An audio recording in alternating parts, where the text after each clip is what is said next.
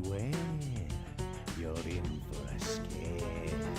Some people call fearing bugs and insects a very irrational fear, but those that don't maybe should just be a little more wary. Take, for example, Todd Barstow, a teenager who just loves worms. He studies them, collects them, and uses them to scare others. He is, by all definitions, completely obsessed.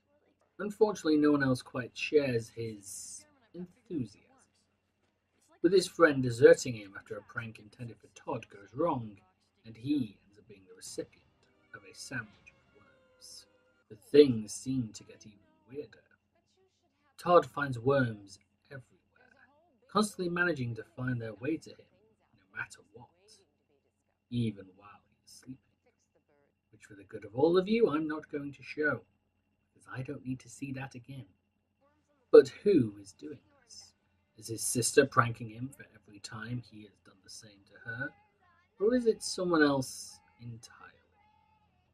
Because when you take an interest in a subject, don't be surprised if that same subject takes an interest in you. Go Eat Worms is not a normal tale for Goosebumps. The entire episode pushing boundaries of just how gross they can be over and over. And if you don't like worms, then this episode will certainly be the one that has you hiding behind your hands and looking to get rid of anything noodle related you may be eating. The episode is excellent all around, and special praise should be definitely focused on Noah Shabib, who plays Todd, for having to deal with a lot of things that might even gross out the best actors.